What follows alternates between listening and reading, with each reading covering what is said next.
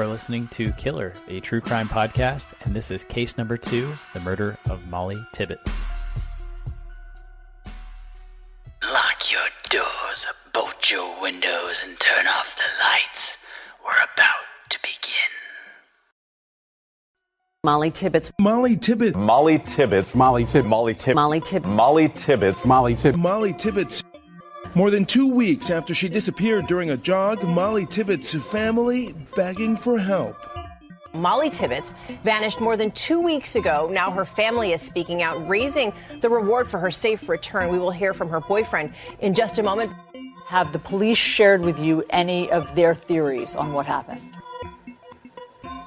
No, they haven't, and we have an agreement with them from the outset that all that information would be kept to the law enforcement for 2 reasons. 1, they don't want to compromise the search, and 2, they don't want to endanger Mollie.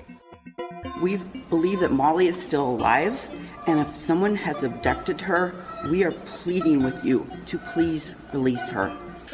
Mollie's family had a message for anyone who may have been her abductor. Do you? Just everybody has a Mollie, a person that has changed your life in such a huge way, and that's in everybody's lives. Just imagine if somebody had taken your Mollie. Put yourself in our shoes. You would do anything to get her back, and you would just be desperate for anything to come forward to get her back.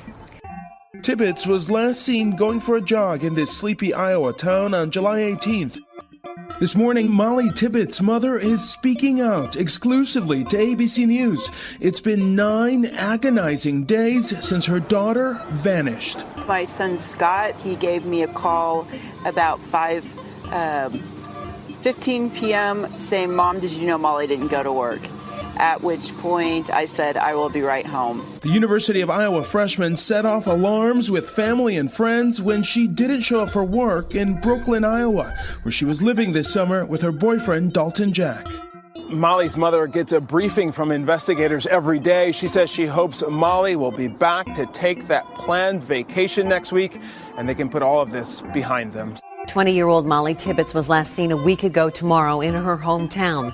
This tiny farming community has been upended by Mollie Tibbetts' disappearance. That boyfriend is significant because he is the last person to hear from Mollie before she disappeared. New this morning, we are also learning of a possible Mollie sighting late last week in Missouri, giving the family hope that she's still alive. The search intensifying for a missing college student from Iowa. Investigators are looking for clues into the disappearance of Mollie Tibbetts, last seen more than a week ago when she went for a jog.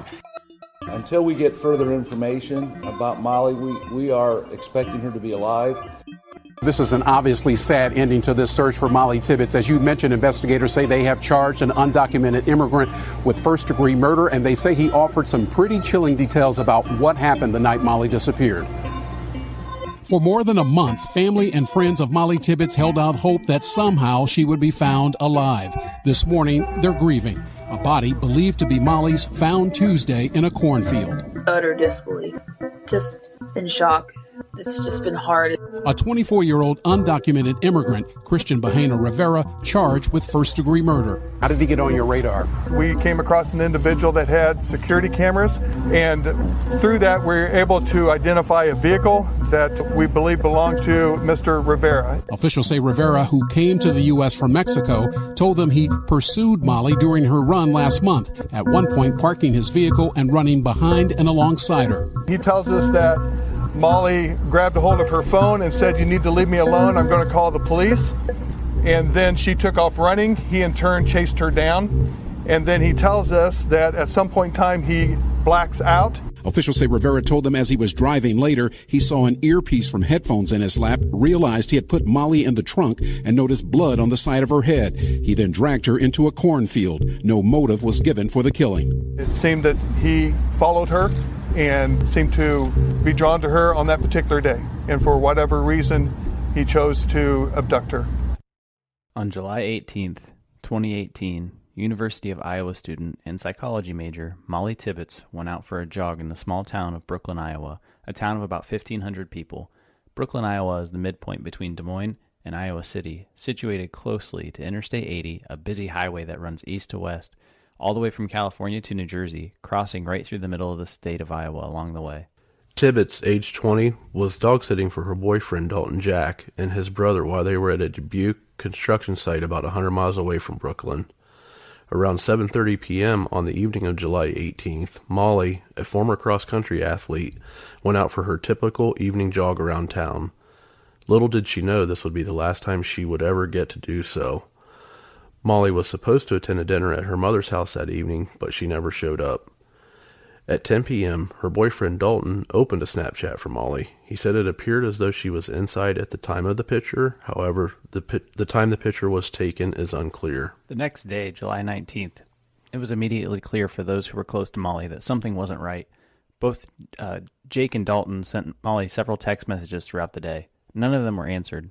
Mollie's mother, Laura Calderwood, also sends Mollie several text messages throughout the day, which are also not answered. Dalton receives a phone call from a coworker at the daycare center where Mollie worked, and she said she didn't report that day. The coworker reports that Mollie did not appear for work and that she did not call off. Dalton begins to get worried and starts reaching out to Mollie's family, who ultimately reports her missing. So what we have here is Mollie goes missing, and then, within just a few short hours, her entire family is, swarming like bees. They're just, all of a sudden, something's just not right.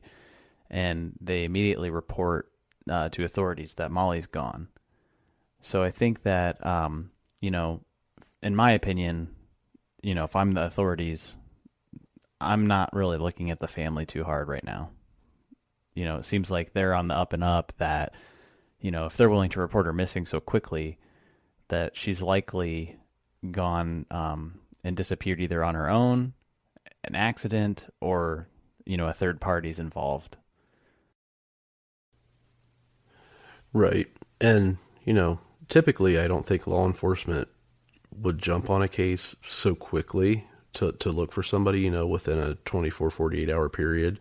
I mean, sometimes they will. They'll obviously, document the report and start from that point. But it sounds like Mollie had a pretty regular, daily activities. Her family knew her really well. So anything out of the ordinary, threw up those red flags right away. So, kudos to the family to reaching out and getting things.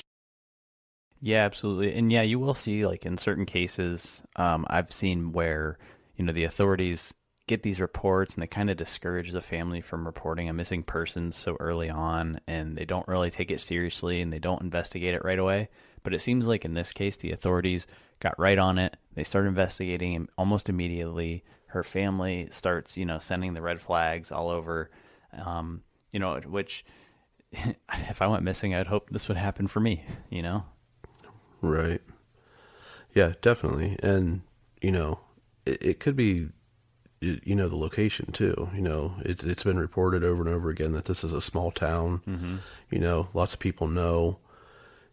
They see things going on a daily basis. They know kind of the habits and activities. If you see somebody out for their run every evening, you say you're coming home from work at the same time every night, you're going to kind of expect to see some things happening. So that could have got things kick-started as well. So yeah, definitely. I mean, the one thing that, like you alluded to, the small town aspect where they, people keep reporting, this is a small town, this is a small town. It is a small town of about 1,500 people. However, not all 1,500 people know each other. And that's something that I can't stand when they report, is they act like everyone knows everybody. I lived in a small town for a long time. I didn't know probably 200 people that lived there. So, I mean, yeah, like you said, if Mollie runs a very similar route, at a similar time each day, then yeah, you get used to seeing, the girl go jogging by. So that kind of stuff, yes, but they kind of report it as if you know everybody, which that's not always the case. So that's one thing that I don't like about the reporting on this case.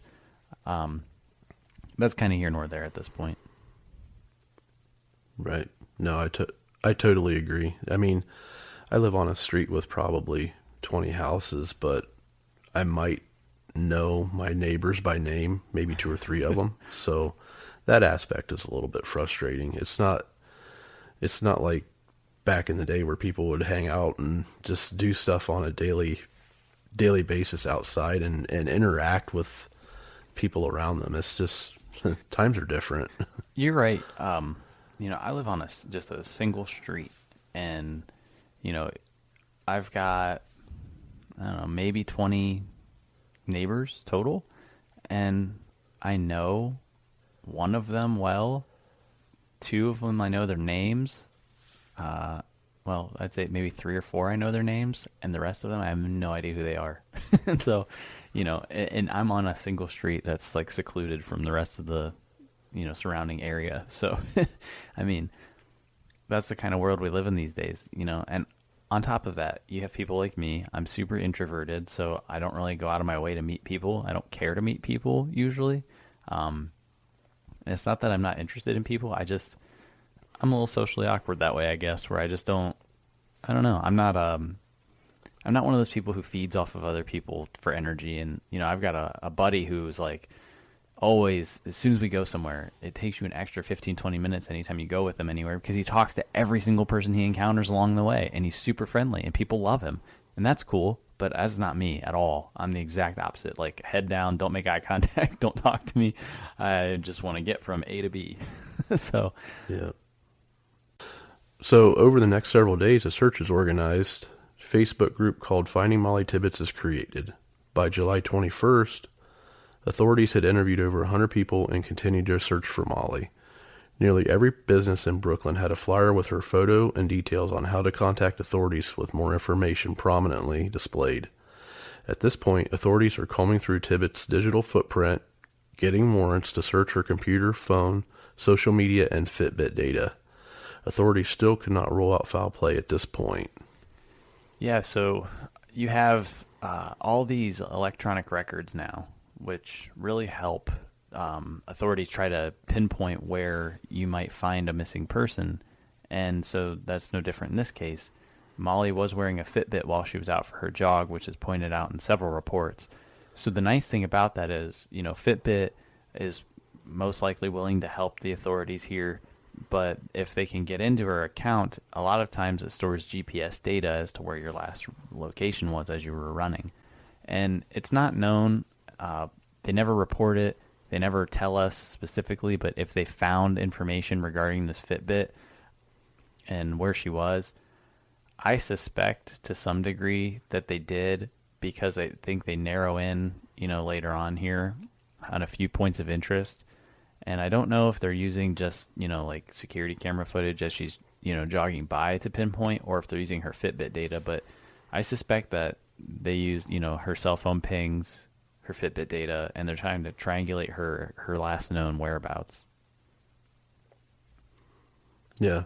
And to be completely honest, I was a little bit surprised with, I know some of the more advanced Fitbits would have GPS location and stuff like that on them, but I know some of the ones I've seen, I just thought they were strictly health trackers. So I was a little bit surprised that, even your Fitbit is tracking your location. And back to her cell phone, I think that's one thing that investigators lost track of along the way. I don't know if the phone was destroyed or, tossed out in a completely isolated area, maybe where the actual abduction happened. And then this guy drove, much further away. So that made it harder to triangulate her location, after the crime had happened. So, but I know one report for sure that I read said that her cell phone was never located. Yeah. And, you bring up a good point. People probably don't really realize, about Fitbits and these kinds of devices we use nowadays. So certain Fitbits, you're right, they're pretty limited. It's just basically tracking your steps, how far you've gone that day, and you can sync it to your computer. But there's also a lot of Fitbits that they have a GPS chip in them, and they'll track your routes. So then you can go back and look on their website or on their app and look at yourself and see how far did you run and what was your route like and those kinds of things. And, same thing for like, Apple Watches and, the Google devices that are the same thing. They've started putting GPS chips in all of these devices. So technology, while it's great for some things, it's also good for finding missing persons and stuff like that, because you can go back and look at this information. The trick here is, can you log in and look at it? And if you can't, will the company behind it help you? And so, we've seen some news where certain companies get involved in, back and forth with authorities because they request this information, they request the company unlock it, and the company's not necessarily willing to, especially if they go about it in a way where the company doesn't feel like it's, I guess where they feel like the authorities are violating the right of the individual. And so, this will be fascinating over the next few years as we get into this stuff more. What are the authorities allowed to get into and what are they not allowed to get into? Because, everything's backed up to the cloud. And, we saw this with the San Bernardino shooter. The FBI wanted to get into his phone and Apple would not unlock it because they say they can't unlock it. They can unlock his iCloud account, and you can look back at the data that gets uploaded to the cloud, but they claim they don't have the keys to get into some of this stuff. And I believe that they don't. However, they have ways of, like resetting a password or, allowing more attempts on an account probably. And so you'll see over the next several years, you'll start seeing authorities trying to find creative ways to get into people's devices to help either get information in the case of like a mass shooting and look at the shooter and see what kind of information they had on their device, or, trying to locate missing persons and those kinds of things. So it'll be really fascinating to see where we end up going forward. No, and I totally agree. And I think one thing that these companies could do to try to, alleviate the fact that the authorities are trying to force them to release this data is maybe they need to take a look at their disclaimers that they're putting out to their customers and the privacy, policies that they have in place for their customers. I maybe if the customers were a little bit more informed ahead of time of exactly what kind of data the device is gathering on them, and let's say they, you always get these 5,000 page long disclaimers saying this, and this, but if you could get it a little bit more simplified to say, hey, in case something bad happens to you, you agree as a customer to allow us to release this data to authorities, and it allows for something like in this case to happen, in a little bit more effective manner. So, there's definitely room for improvement there, I think, on it from both sides. Yeah, that's not a bad point. It would be really fascinating to see if we can come up with some legislation at some point which says, hey, cell phone makers, if you have a cell phone and you have GPS data and there's a missing persons report and we have a search warrant, then you can instantly give us this data, and that the individuals, when they sign up for their devices and are setting up their new operating systems and all those things on the phone, that they acknowledge and consent to this data being given, or they don't. And if they don't, tough. You got to go back to triangulation through cell phone towers and stuff like that. This is going to be a really hot button issue going forward. And you and I both work in the tech industry, so I'm really drawn to this kind of stuff and these stories. So I've followed quite a bit, and some things that are going on. So Apple, for instance, they have in their newest operating system coming out, they've got USB, like a USB deactivation system.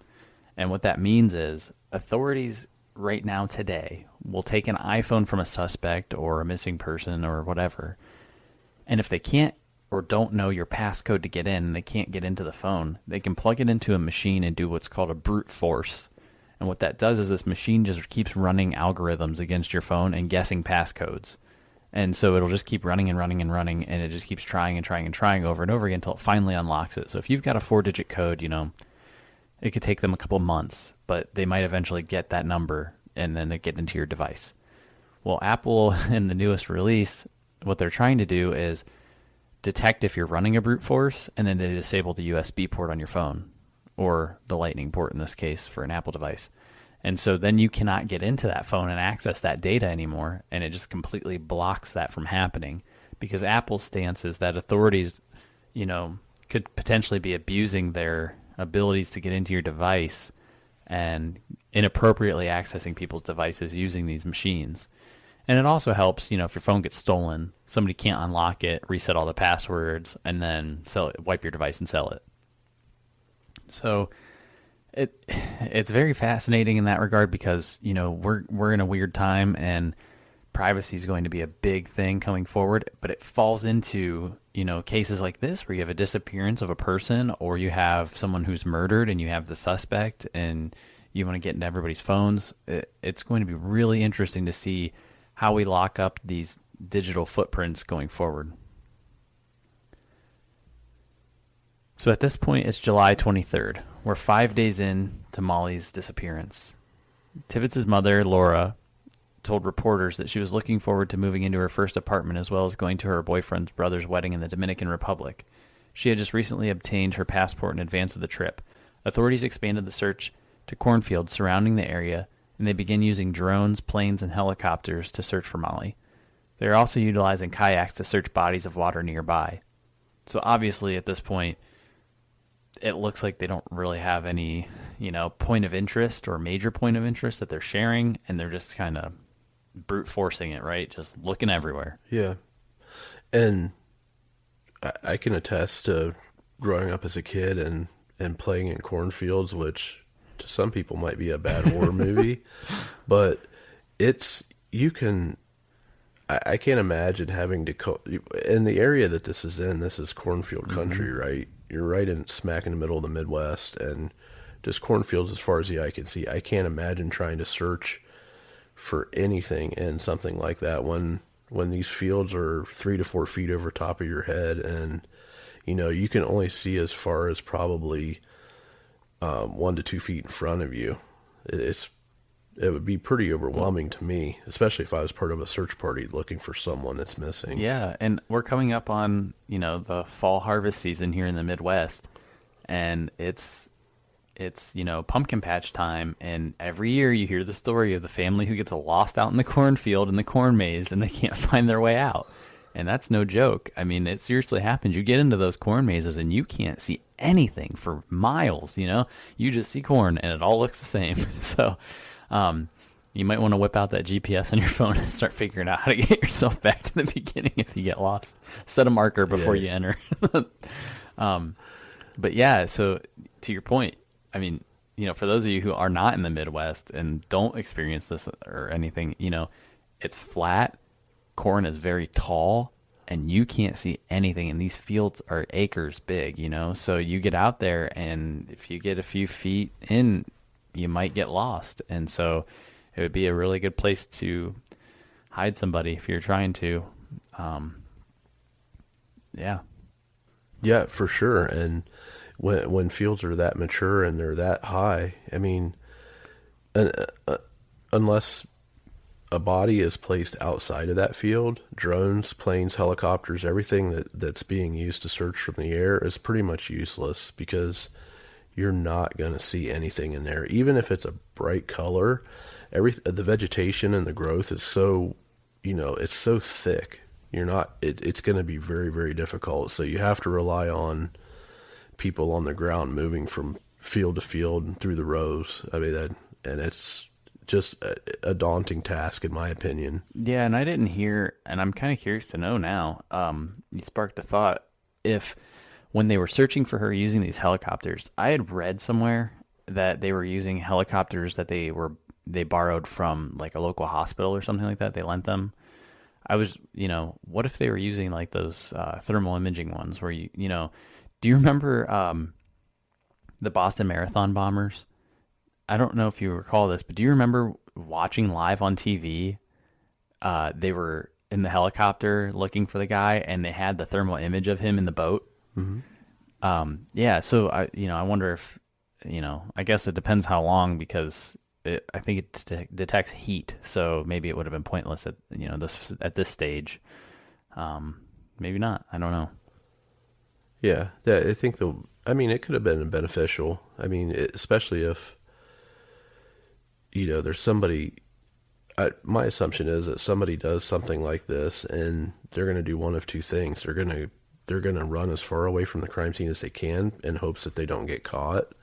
Or if they're a sick, sadistic person, they may venture back there once in a while to say, hey, what I've done and the person that I've killed are still there. And they go back and verify that they're still there and haven't been found. So they kind of get a sense of, relief that they haven't been caught yet because this person hasn't been found. I don't know. I don't know how some of these guys think, but, it's just a thought. And, if you're doing thermal imaging from a plane or a helicopter and you see one person walking around in the middle of a cornfield out, on thousands and thousands of acres of corn, it might make you a little suspicious. Yeah, and you do see, to your point, from time to time there are killers, and in this case, at this point, they don't know who it is, right? And so there are killers who do go back and they visit the crime scene again after they've killed somebody, and they go visit the body and those kinds of things. It's typically serial killers, and they're typically doing things post-mortem, like either hiding the body more, doing something sexual to the body, or dismembering them or whatever, or moving them. They always have to go back. So it's not a bad idea to look for those heat signatures if you can. However, in this case they maybe didn't find anything, didn't use it, or whatever. Yeah, no, completely and totally agree. So on July 24th, the FBI and state investigators step in to take over the case and help find Mollie. All volunteer searches are called off. The following day, Dalton Jack and his brother are cleared as suspects in the case. On July 26th, a witness in Missouri reports a possible sighting of Mollie at a local truck stop. Authorities also confirmed they searched a nearby hog farm in the area, but did not find anything. The hog farm and the farm's owners will become a central point of this story. As August approaches, there's still no sign of Mollie. On August 1st, Mollie's father speaks publicly, saying, quote, "The bottom line is somebody knows something," end quote. At this point, it's still not known to the family if Mollie went missing while jogging or if somebody found her home alone. Dalton suggests she probably didn't lock the doors, saying, quote, "It's Brooklyn. Nothing ever happens here in Brooklyn," end quote. It's also revealed that former hog farmer Wayne Cheney was questioned for over 2 hours. On August 2nd, an Iowa task force searches a nearby farm for the second time after a red shirt is reportedly found, which is similar to the shirts worn by the daycare employees. Also, the sighting at the truck stop is confirmed not to be Mollie. By August 4th, Cheney has been questioned briefly again, and he told Fox News that the FBI had searched his home, parts of his property, and looked at his cell phone. He said he would allow the FBI to search all of his property. However, he would not take a polygraph test. So one thing that's interesting here is that there's mention, around August 1st that potentially Mollie was taken from her house. And, that's one thing that I found fascinating early on in this case is that they keep reporting things back and forth, and some people aren't sure if she was at home or if she was on her jog. They haven't quite located where she was at the time that she disappeared. And we might mention this a little bit later, but her boyfriend receives a Snapchat from Mollie, and he opens it around 10 p.m. And when he looks at the Snapchat, it appears that she's inside, but he doesn't know when she sent it. So that kind of clouds when and where she was. And I believe authorities start working with Snapchat to see if they can help, determine when she sent this snap so they can try and figure it out. But,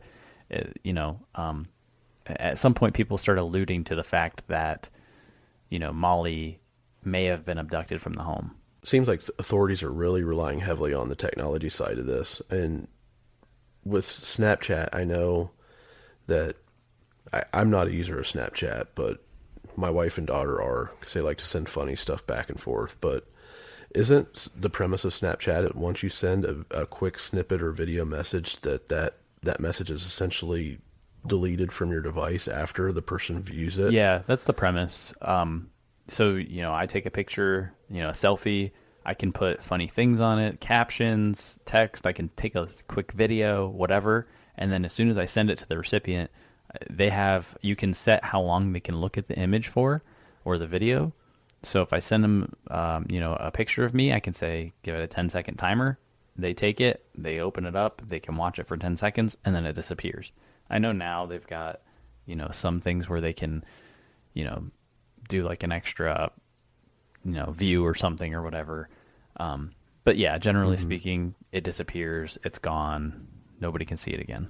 But in this case, the authorities are going back to Snapchat. I wonder if they're just wanting to see the message history from a time standpoint, whatever it was time stamped, or Snapchat actually has, it sounds like Snapchat actually has an archive of the image where they're looking at the house and trying to determine if she was in a building or a certain location just by identifying what's around her, what the scene looks like, where she might be when that message was sent. And I don't know this for a fact, but I would make the assumption that Snapchat has a record of your timestamps of your snaps, so that they have like a database somewhere that keeps record of when you sent a snap and when it was opened and received. And they probably also have, for some limited number of time, an archive of your snaps for this kind of thing, where somebody needs to go back and look at these snaps for some reason, if they're incriminating somebody or something. I imagine they keep them around for a little bit longer. Your device might not be able to access it. It might even still be on your device. It's just hidden in a way where the application can't expose it again, which, if I remember correctly, there was a point in time when Snapchat did get caught with this, and people were able to take your phone and they could hook it up to the computer and they could pull all the Snapchat files off of it and go back and look at all of your images. So, I think you have a little bit of that going on here too. And, if I'm the authorities, I would do the same thing, because I'm trying to figure out, when did she send this message? Because if it happened before she went for her jog, then we know she was likely abducted during the jog. If it happened like later in the evening, like 10, 11 p.m., that might be, giving you the clue that she was at home and she was abducted from the house. So at this point, Cheney is a person of interest, but not a suspect. Clearly, the FBI and or local investigators are very interested in him for some reason, whether it's the Fitbit data that shows Mollie near his home or his farm, or if it's his past. Cheney's ex-girlfriend reports him to be controlling. She even filed a restraining order against him because he was stalking her and her daughters.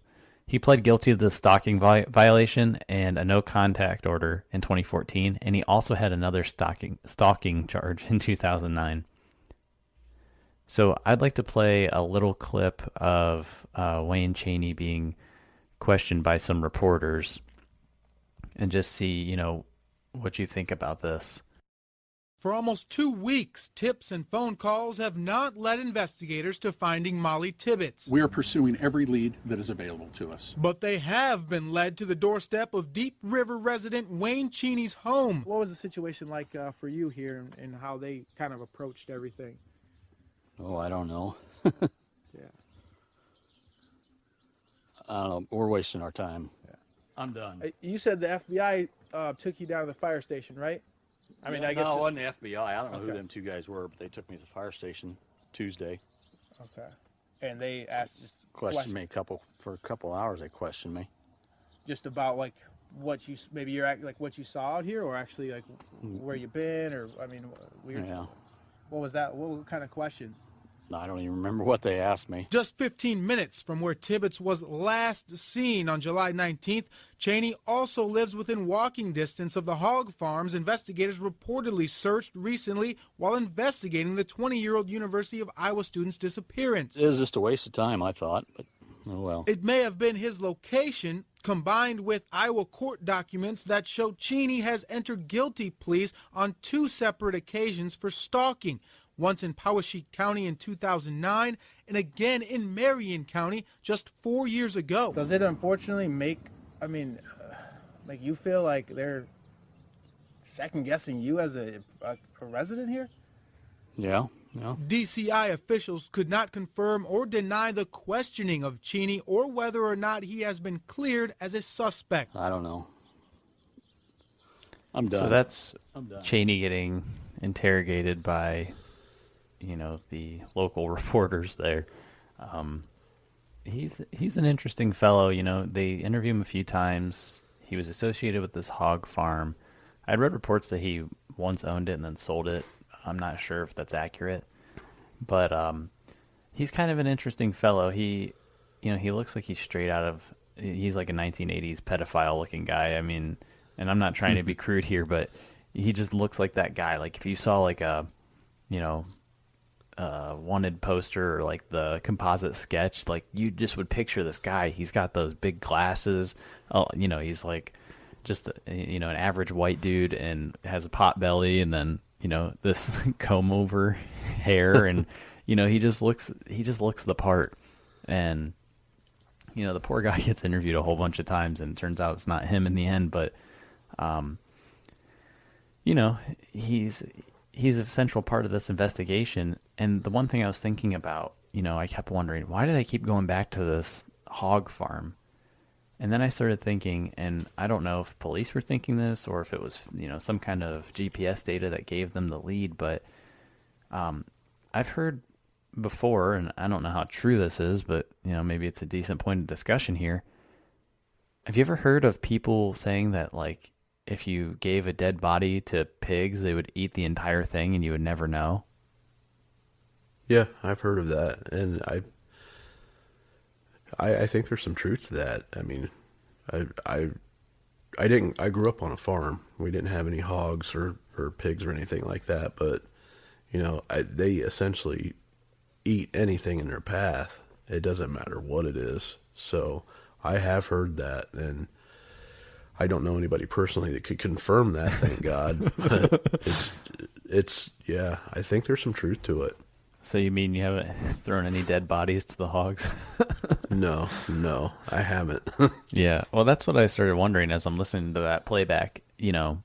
Was that why they were there so much? Is they're kind of trying to find a trace of maybe if someone tried to dump the body with the hogs, and maybe they were waiting for them to use the bathroom or something and get some kind of evidence from it or something like that, or who knows. I just kept wondering, why do they keep going back to this hog farm and this hog farmer? What was the catalyst that drove them there? And right now they haven't really publicly said why, at least not that I came across. So It makes for interesting discussion, I guess. I think probably what happened was her running path may have been in the vicinity of the hog farm, and just with this guy's checkered past with stalking or whatever, like you said, you see the guy in an interview, and he's I don't want to profile him, but he is a shady looking character. He is shady looking.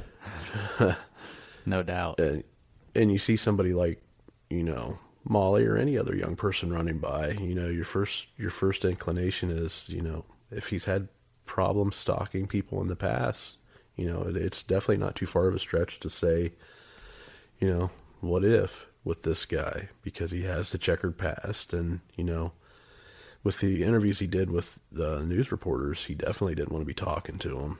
He kind of sounded suspicious just by I'm done talking to you. I don't want to talk anymore. Yeah, and he's refusing the polygraph test too, which makes you wonder, hey, what's going on? However, I said this last episode, I wouldn't take a polygraph test. It doesn't do anything for you. It might help authorities. They may or may not clear you of suspicion, but it doesn't help you. It's not admissible in court. So there's literally no benefit to you doing it. So why bother? I wouldn't do it either, even if I'm innocent. Yeah, there's a certain element that incriminates you if your polygraph test comes back and looks bad. Like we said last week, you kind of incriminate yourself if it comes back with some false positives or doesn't look good on paper. So why do it? That's right. August 5th, a body of a young woman was discovered alongside a rural Iowa road. The woman was later identified as 20-year-old Sadie Alvarado, not Mollie Tibbetts. That same day, a woman that lived near Dalton's house reported a black SUV that was circling the neighborhood the same night Mollie vanished. The woman said she reported this to the FBI. On August 6th, Rob Tibbetts, Mollie's father, states that he thinks Mollie is alive and with someone she knows. He goes on to say, quote, "My 2 cents is that no one went into that house to hurt her, that there was some kind of misunderstanding about the nature of their relationship, and at this point, they don't know how to get out from under this," end quote. So it appears that her dad thinks that she was at home, which we kind of talked about a minute ago. I don't know what made them think this. I don't know if it's the Snapchat to Dalton that, gives them this false sense that she was at the residence. But they also talk about how, Brooklyn's such a small town, nothing would happen, you wouldn't lock your doors. So anything's possible at this point. Yeah, I don't know what maybe it was false hope on her father's part that she was somebody she knew. I can't imagine as a father of, we both have young children, what would go through your mind and if something similar to this happened to one of us, your mind's going to run the gamut of what if, could this be, the questions to yourself would be endless. Oh, absolutely. I'm kind of, I don't know. I think that I would be pessimistic in this case if this happened to me. Because I've heard of so many of these cases, because I've read through so many of them, I think the hope that the person is still alive, for me, I can't imagine that I would think that, my kid is still alive at this point. It's been several days. I think I'm going to the worst thoughts, honestly. And it's tough, like you put yourself in the Tibbetts family's shoes here, and you have this girl who's got all these things looking up for her. She's in college. She's getting ready to buy an apartment. She's getting ready to go to the Dominican Republic for a wedding. She's got a boyfriend of over 2 years that she's really steady with. She has a lot of things, a lot of upside, a lot to live for. So I guess you're optimistic that she's still alive to live for those things. However, these cases rarely end in someone still being alive at the end of the day. And knowing that, I don't think I would go to that point. I think I'd put myself in the deepest, darkest place because I would just assume that's what happened. Try and come to grips with it as soon as I can. I don't know that I ever would come to grips with it. No, I totally hear what you're saying. And yeah, I would probably do the same thing. The positive outcome to some of these things, is much less likely to happen than, the negative outcome. We've had a few cases around our area, mostly in the Cleveland area where kids have been abducted, and amazingly, like with the 3 abductions in Cleveland, 10 years after the fact, these girls are still alive. And that's, to me, that's almost like borderline a miracle. It is a miracle. That doesn't happen on a regular basis. Yeah, that's a total miracle. You're right. Between August 7th and 11th, not much happens. A Brooklyn resident, Devin Riley, comes forward saying he may have been the last person to see her as she jogged past his house. On the 12th, a former FBI profiler, Mary Ellen O'Toole, suggests that Tibbetts likely left with someone she knew. She was quoted as saying, "I think the most likely scenario is that Mollie was at least somewhat familiar with the person that she went with, or the person that she went with was someone that she viewed as non-threatening to her." August 13th, authorities set up findingmollie.iowa.gov to establish a way for visitors to leave anonymous tips about any information that they may have regarding Mollie. The website has a few details about Mollie's disappearance and a map of relevant known locations. In just 2 days, the state had to add a second server to withstand the traffic and influx of tips. On August 16th, investigators respond to a report from August 15th from Radar Online, which stated that police were closing in on a potential suspect or suspects, and that the authorities believe the person has attended a vigil for her. The authorities denied the report and say they could not verify its authenticity. So again, we have another conflicting report. And I've seen in a few times during my research was they reported the clothing that she was wearing incorrectly. They report that she was at home when she's abducted, and then they have this report about, suspects. And there are a few other things, that I don't have listed here. But I just, it's tough in these things. They're fluid situations, and then you get people who come in and make up information, and then you also get people who maybe are giving real information, but you can't verify it. So maybe Radar did have a source that was working with the FBI at this point, and maybe they did know something a little early. Yeah, and like you alluded to with what she was wearing, some of the the various reports of, and even the clothing that was found close, I think, to the hog farm. They said that there was a red shirt similar to what the daycare workers where Mollie worked was found. And, that definitely was probably a very solid tip, from someone who had found that shirt. But, by all reports, if you go back and look through it, that's not what she was wearing when she went out for her jog. So it's kind of you kind of get this, it's not necessarily hearsay, but it's just back and forth on what's actually being reported and, what's good tips and what's not. Yeah, exactly. So that's one of those things, when you have a case like this and it's really fresh, you do get a lot of misinformation up front because anymore, journalism isn't worried about getting things right. They're worried about getting things first. And so, you'll see news organizations going, to print or to digital with a lot of information that may or may not be true at the time that they report it. And so, when you watch these mass shootings and stuff like that, or school shootings, whenever those things happen, think how many times you get details and they're just completely wrong. They're not even close. 3 days later, you've got details. But the day of, you've got these details that are just not even close to correct. And then it starts that spread of misinformation right off the rip. Yeah. And I don't necessarily view it as being negative. I think that with it being a smaller area, and having those isolated tips, everybody's trying to be helpful, obviously. They want to throw out what they know, what they've seen, just in case that it can help the case in any way. I don't think anybody's trying to be, detrimental to the search, but, even if it's not your child, emotions are high. So, you have that desire to help, and, in some cases it could be a detriment. Yeah, you're absolutely right.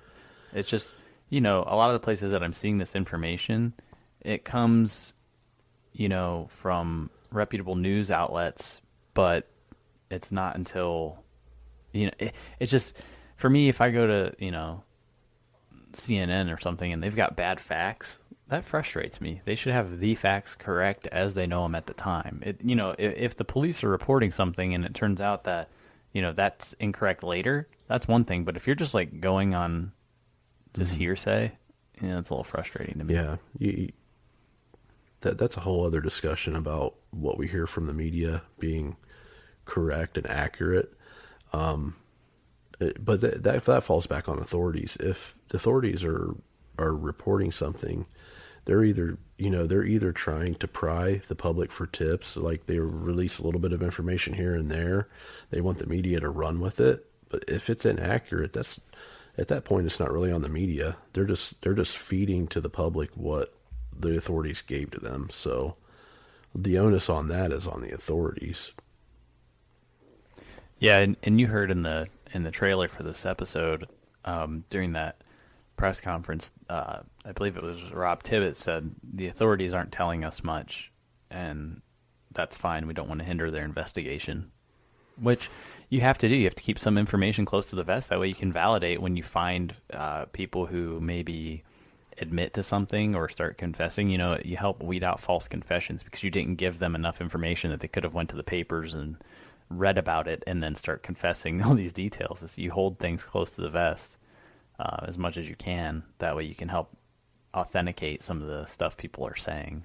Yeah, they definitely don't want to release more than they have to because they don't want to tip off the person, especially if they have a very, very viable suspect. They don't want to run that person off and give them any hints in the media that, hey, we're on to you. We know who you are. We're coming for you. And, that might instigate them to run or make them even harder to find. In this case, this person, had they known they were closing in on them as far as being part of the investigation, they could have fled the country, never been found again, honestly. Mm-hmm. Yeah, that's right. On Saturday, August 18th, law enforcement told Rob Tibbetts, Mollie's father, he should return home. Rob's statement regarding his departure is as follows. Very reluctantly, I'm being told I sort of need to do this. We've called this sort of a halftime, a break. The Tibbetts family was encouraged to take a break and return to their day-to-day lives. Yeah, so, we're a month in at this point, Molly's gone July 18th. It's now August 18th here. And then you're being told by the authorities, hey guys, it's time to kind of try and get back to your normal day-to-day life. I don't know that I could. No. That would be really tough. That would be really tough. You know, your kid's missing. It's a month. You're in a small town. Next to no tips are coming in, at least publicly at this point, where we're like getting excited. You know, there was the one potential sighting at a truck stop. Outside of that, you know, I don't remember, or I haven't read any other information that, you know, shows that something, you know, potentially a good lead or anything like that is out there. So I would have a hell of a time stopping. I feel like I'd be walking all over the state of Iowa trying to find my daughter at that point. Yeah, and I'm exactly, that's what I was going to say.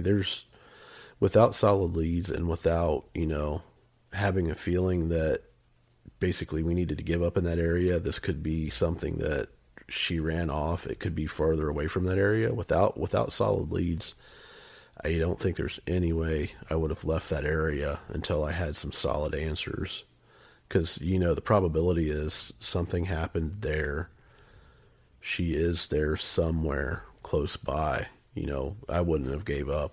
I would have, you know, much to their chagrin, I would have disregarded what they said. I would have been there till the bitter end. Yeah, absolutely. I mean, it's tough, man. I mean, I don't envy them, and you know, I feel for them. You know, that this would be super tough. You have to try to just start back over again. However, everywhere you go, there's a poster of Molly's face, you know, on every building inside the town, you know, and everywhere you go, and it's all over the news, and it would be really hard. So here we are. It's August 21st, just 3 days after the family was told to stop searching, and Molly's father returns home to California. The body of Mollie Tibbetts was found in Poweshiek County. And I'm going to play the audio of the press conference where they talk about her discovery. A first-degree murder charge was filed today in connection with the disappearance of Mollie Tibbetts, who was last seen jogging in Brooklyn, Iowa on July 18, 2018.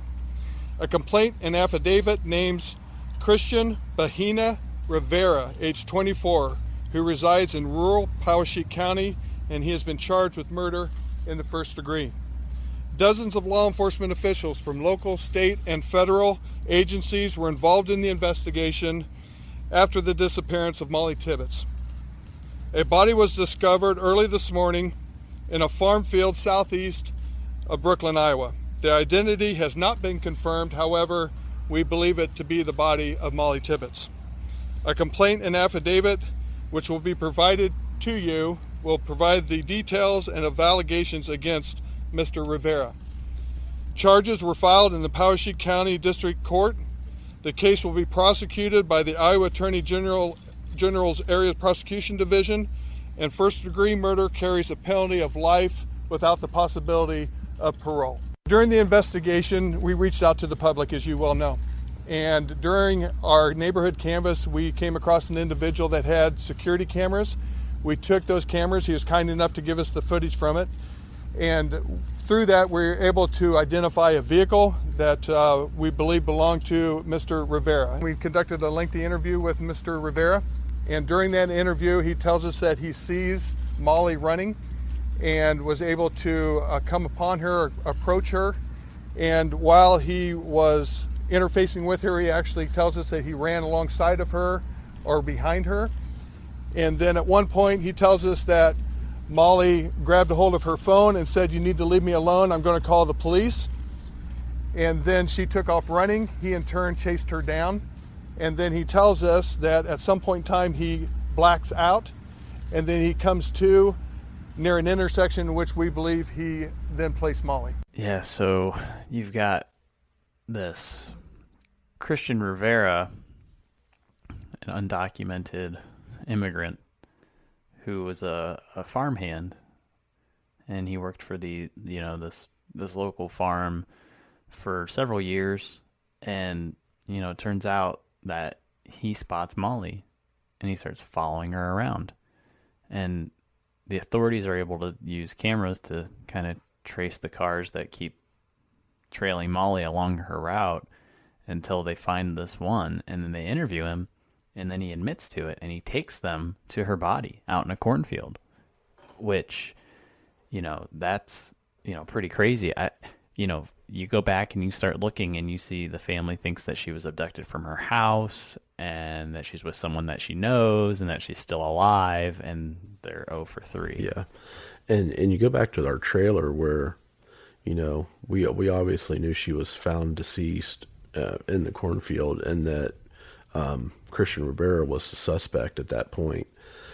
But during that trailer, law enforcement officials say that this undocumented immigrant had said, he was drawn to her. He followed her on her run and tried to run with her, and then he blacks out. And then when he comes to his senses, he realizes he has that earbud in his car with blood on it, and realizes that she's in the trunk. I'm not buying a lot of that, especially since once they were onto him and questioned him, he basically outright admitted it to them and took them right to where she was at. If there was a blackout phase there, and for whatever reason, if it was a psychological issue or whatever, I can't believe that he had, the memory to take them right back to where he had dumped her. If it was a blackout type scenario, there's a lot of fishiness there to that story. Yeah, and that's the OJ story, right? that's the I blacked out and can't remember what I did. I don't buy it either. And for him to take authorities straight to her, no problem. That's really interesting. And I don't know, there's not a lot of detail about what happened to Mollie, and there's, the autopsy comes out a few days later. Basically it links, it verifies the body, that it's Mollie, and that, she was subject to multiple, I think it was sharp force injuries or something, which I interpret that as she was stabbed. And that's about all you get. So, I found that to be very, I don't know. I feel like there's just a lot to be desired in this story still that I just don't know. Yeah. It had such an abrupt ending with him admitting to it, confessing, and taking them to the body. And unfortunately, that's the nature of things today. It was a hot button topic when nobody knew where she was. Nobody had heard from her. There's a massive search going on. That, not to knock the media again, but that makes for great news. But when this guy comes forward, he admits to it, confesses. They kind of sort of wash their hands of it. We may hear something about it again here in a few months when this guy's in court and he's being arraigned and brought up on charges and whatnot. But essentially, and it's sad to say, we won't hear anything about this. By the end of the year, we probably will have forgotten about this case. And that's the nature of things, the way they are. The next hot button topic comes along for the media and they're all over it, and just stuff kind of just gets washed away. That's right. And, I don't think you and I will forget about this, because this is something we're interested in and we'll cover it. And I'm sure we'll make an update to this whenever we get information, regarding the outcome here. But, it's just one of those things. And, I want to say to Mollie's family that, I'm sorry for your loss. This is a tragic death and it's horrible. And you had a person in your family who had so much upside still in their life. She was only 20 years old and she had a lot of things to look forward to. And, I'm sorry for them and I feel for them. It's a horrible thing. And, I hope that this Christian Rivera gets everything thrown at him, and that he's a piece of trash. And to do this to somebody, you are clearly just, you're garbage and you need to, rot in jail. And it doesn't sound like, based on the clips that we heard, that he'll face the death penalty in this case. But, You know, I mean, this guy is he's a piece of shit, and I hope he gets everything that's coming to him. I think as quickly as things devolved at the end of this case, I think he's definitely going to get everything that's coming to him. Yeah, and I agree. I hope we can keep everybody apprised of what's going on with the case. You know, even once Rivera's in court, he gets sentenced, and I don't ever want to say it's good news that somebody's being put to death, but I think in this case it's justifiable. You know, he Yeah, if you can prove it without a reasonable doubt, you know, and he admitted to it, then I don't have a problem with it. It's when you have those suspect circumstantial cases where, you know, you rush to kill somebody and you can't really prove it with, you know, 100% fact. That's when I have a problem with it. In this case, you got this guy, you found him on video, he admits to it. You know, it's just, you're a trash human being if that's what you're going to do. If you're going to go follow some woman who's jogging down the street and, you know, she tells you go away and then you murder her. Like, there's definitely more to that story. There's definitely way more to that story. You know, who knows? Did he assault her? Did he do anything else to her? We don't know right now, at least not that I've been able to find. And so, you know, I'm sure those details will come out when he goes to court. Police are looking right now to see if there's any more cases like this from Rivera, which I wouldn't be surprised. The kind of murder that he committed seems like something you would do multiple times. You know, he's 24 years old. I wouldn't be surprised if he'd done it before. You know, he's here illegally. I don't know. Seems like a bad dude. It seems calculated to a certain extent. That's it this week for the case of Mollie Tibbetts. As we hear any updates, we'll be sure to pass them along. This case is still developing and we're learning more information every day.